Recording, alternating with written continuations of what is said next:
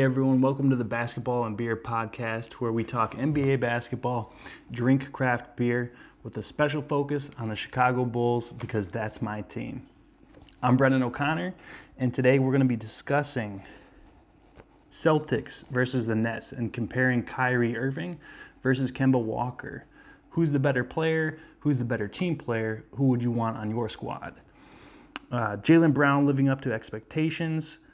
Blazers with a surprise signing. And then we're going to do the Basketball and Beer Best Bet, where I'm going to give you, if you're a sports bettor, I'm going to give you a bet that should be easy money for you. Bulls topics, we're going to talk about one of our rookies breaking a Bulls record and a rookie record. Many of you know that. We're going to talk about Chandler Hutchinson and Chris Dunn. So to get started, what I'll be drinking tonight for craft beer, it's called Elysian Space Dust IPA. If you want to take a look right there, if you're watching on YouTube, it's 8.2% alcohol by volume, and it is a pretty good IPA. So let me crack that open.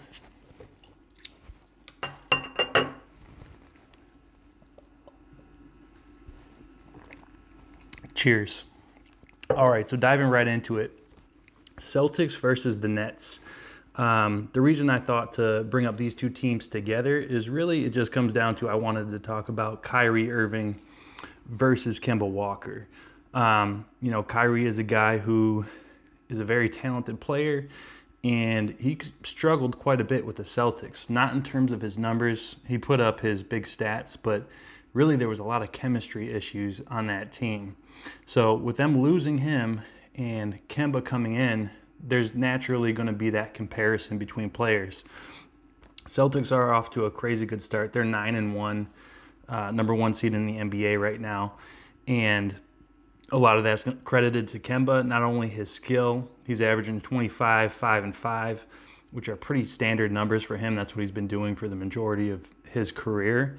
But the chemistry is clicking for those guys.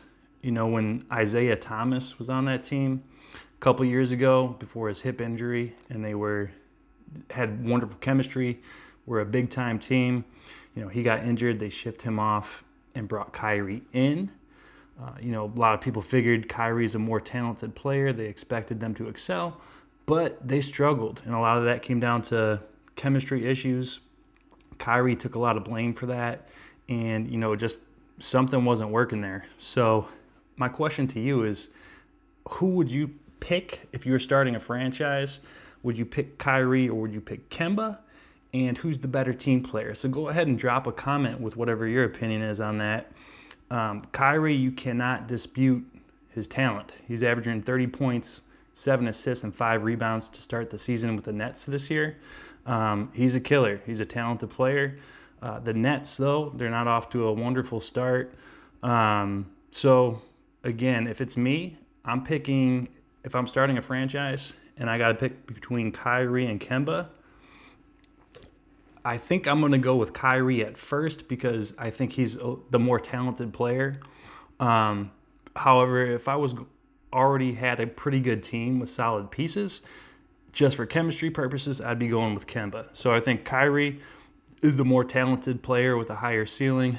Kemba is also a very talented player, and he's one of those guys who's just going to gel better with his team. So if you have a LeBron James, he can put a guy like Kyrie in check as the natural leader. But if you want one of these guys to lead your team, Kyrie has struggled with that role. We'll see if he can turn it around. But he will have KD coming back at some point, and I think that's going to help quite a bit with allowing to take some of the pressure off of Kyrie. But again, drop a comment. Who do you want, Kemba or Kyrie? Who's the better player? Okay, Jalen Brown is living up to his contract. He just signed a really big money contract. He was one of those guys where you don't know if, is he worth that much money? He's a young guy, and the way the NBA is structured in contracts right now, sometimes you're put in a position where you're paying based on potential versus, what a player's done. It was hard to tell what he was going to be, and we still don't know for sure, but he's had some strong games. He's averaging 20 points and 7 boards, playing good defense, and again, just fitting in well with that Celtics team. Kemba, Jason Tatum, they're looking good together despite losing Kyrie and Al Horford. Blazers have a surprise signing. According to Woj, they are going to be signing former NBA superstar Carmelo Anthony. So I don't know what you think about that. I'm excited to see how it plays out. I always like to see what happens. I kind of look at this as a last chance, not only for Carmelo, but for the Blazers squad. It's kind of a good fit in that way because Carmelo has been looking to get signed by an NBA team. His name has been linked to the Blazers for years, and it sounds like it's actually going to happen now. The Blazers were looking to shake things up and do something because they've had their dynamic duo of Lillard and CJ McCollum for a while who tear it up, but not to the point where they're getting to the NBA Finals. So they're going to bring in Carmelo, see if that third scoring punch, can do something for him. And I think it's an ideal fit for both of them because they're both in a situation where they really have nothing to lose. Let's see what happens. If it doesn't work out, you got to wonder if Damian Lillard and CJ McCollum, that dynamic duo, are they going to get split up at some point? They play amazing together, so you would ask, why would you split that up? But at some point, if you're not getting over the hump, you just got to do something. Take the Toronto Raptors, for example. They had Kyle Lowry and DeMar DeRozan in that same squad for years. And they're always at the top of the Eastern Conference. But you just knew, even as a Bulls fan, when we had a worse team than them, you just knew we were never afraid of the Toronto Raptors. We just weren't. They go and pull off that big trade with the Spurs where they bring in Kawhi Leonard for DeMar DeRozan. Siakam just happened to be excelling at that same time. The pieces fit. They blew it up, and it resulted in an NBA championship. So you got to wonder if the Blazers, if this Carmelo experiment doesn't work out, could they look at shipping Damian Lillard or CJ McCollum just to shake things up and see what happens? You're going to get value for those guys because they're both extremely talented players. So that's something to watch moving forward. Another thing I'll be doing from time to time here now on the Basketball and Beer podcast is what I call the Basketball and Beer Best Bet. And this is going to be, I'm going to scour the NBA lines and take a look and see, what is the easiest bet that can win you some money if you're into sports betting. So I took a look at tomorrow night. I'm doing this podcast on Thursday. So Friday's games, I looked at the line, and 76ers are favored by 3 points versus the Oklahoma City Thunder. I like the Sixers minus 3, 100% every day, all the time. They've kind of underwhelmed so far, but the Sixers are a very talented team, and OKC, they're just not much. They're not much. And whether Joel Embiid plays or not, I still like the Sixers. Joel sat out last game. He's listed as questionable. That's one reason that actually I would not be betting on the Sixers much throughout this season because it's so unpredictable. You don't know, is Joel going to play? Is he not going to play? That's a situation where with the Sixers, you might want to wait and do some of the live betting when you already know if he's in the game and playing. In this scenario, though, Sixers minus 3, I think that's an easy pick. If you're a bettor, I would recommend you take that. Let me know how you do, and I'll try and keep track of my scores so you know what my percentage is in terms of my wins. But that's my Basketball and Beer best bet. 76ers minus 3 versus OKC. I'm going to take them with the spread. All right, getting into some Chicago Bulls news. If you've been paying attention to the Chicago Bulls or my podcast, you know I'm a big Kobe White fan. He's had ups and downs, as many rookies do, but he's shown that killer mentality. People have been searching for a nickname. I like Killer Kobe, but there's going to be a lot of names for him to have Agent Zero, I've heard a few different ones. If you got any good nicknames for Kobe, let me know what you think. You can leave a comment. But he broke a record. He broke a Chicago Bulls record, and he broke an NBA rookie record, and that is he's the youngest player to have 7 3-pointers in one quarter. And not only did he have it in one quarter, but he had it in the fourth quarter, the quarter that matters the most. It was finally a fun game to watch if you're a Chicago Bulls fan. It's been kind of a struggle. This one was really fun to watch. 7 threes in a quarter. They get the win. At this point, if you're the Chicago Bulls, if you're Jim Boylen, play this guy big minutes. Play Kobe. I don't care if he's starting. Play him 30-plus minutes. Now, if he has 5 turnovers, go ahead and pull him. But go into each game with a plan to play this guy 30-plus minutes, because he's been one of the very few high points of the Bulls season. He's shown he's got lots of potential. He's shown he's got unbelievable talent. He's streaky. He's a rookie. He's 19. Put him in the game. Get that experience going sooner rather than later. He's a stud, and he's going to excel. And I hope he continues to be aggressive, and I hope Boylen just gets him in the game, keeps him in there, lets him play through some mistakes, and really find himself.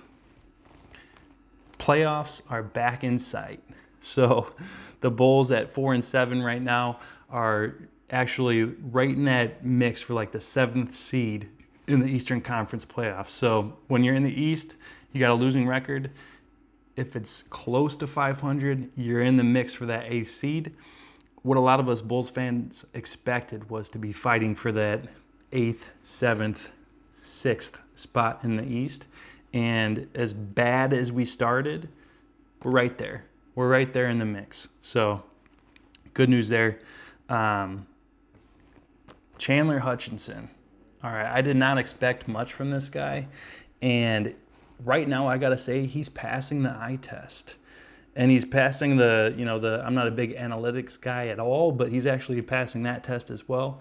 I always go by the eye test. When I see him out there, he's playing good defense. He's aggressive. He's actually one of the first guys actually going after loose balls, which the Bulls have not been doing. We're looking real passive as a team these first, 10 games or so. Chandler Hutchinson is getting after it. With Otto Porter out injured and him getting the start, he's making the most of it. You could tell he's trying to earn that spot, show he belongs in the NBA, and he's not going to start over Otto, but he's showing he belongs in the rotation, and he needs to just keep playing to his strengths. He's playing within the flow of the offense, which I love. He's not in there trying to do too much. He's just playing hard, getting after it, shooting open threes, driving to the basket, good D. That's what we need from you, Chandler Hutchinson. That's what you're doing. Keep it up. I didn't have really high hopes for him, but he's doing well. Chris Dunn is excelling in his role. We've talked about the Marcus Smart role for Chris Dunn, coming off the bench, playing good defense, being a spark plug. This is who Chris Dunn is. He still thinks he's a starting point guard. I definitely don't think that's the case. I think he's shown that he's not a starting point guard, but he's excelling in this role. Now, I don't get super pumped when he's in the game. I'm more of a Kobe guy, but I can't argue Chris Dunn, he's leading the league in steals, and he's had very low turnovers. So he's doing exactly what we need him to do. Come in the game, play great defense, get after it, and don't turn the ball over, and be that spark off the bench that we need. Again, he's excelling in his role, and I think it's because this is the role that's made for him and that fits his skill set. It's not a high pressure situation. And what could have been a big controversy between, him losing his starting spot to Sato, competing with Kobe White for minutes, instead it's really turned out to where Kobe comes in, plays his role, which is shoot threes, light it up, score the ball. Chris Dunn comes in, plays defense, gets steals, tries to set people up. So far, it's fit. And if we start winning, that's, there's not going to be arguing or controversy or fights over minutes if we're winning. And we're not quite yet, but we're getting there. That brings me to my last point. Put together a win streak.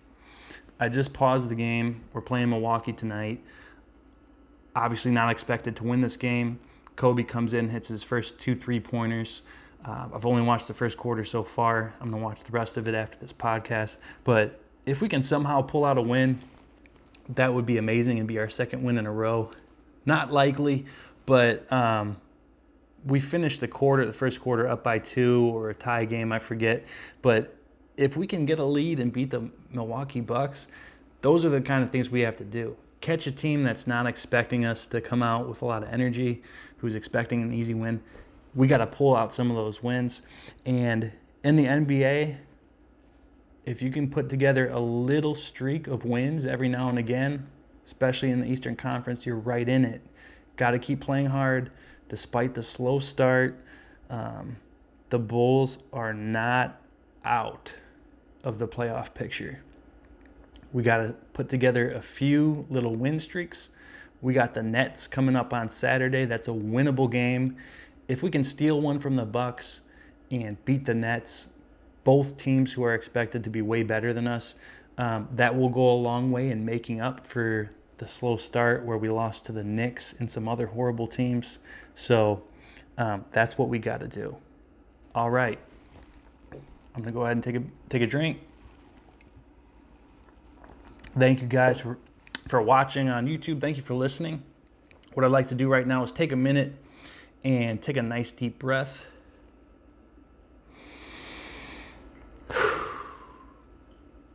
And just be grateful and present. Whatever you have in your life to be grateful for. Take a minute to just place your attention and your heart on that for a minute.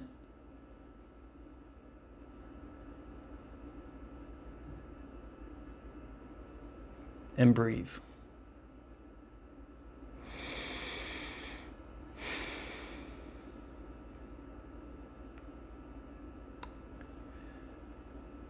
Beer is good. Basketball is great. But treating people right is what really matters. Be kind. Be you. And don't forget, hit subscribe so we can keep talking NBA basketball and Chicago Bulls. Really appreciate you watching. Don't forget, leave a comment. Let me know who you got, Kyrie or Kemba, who's a more talented player. What do you think about Kobe and his NBA record of 7 3-pointers? Rookie record and Bulls record of 7 3-pointers in a quarter. And I'll see you guys next time. Hit subscribe. Appreciate you. We'll see you again.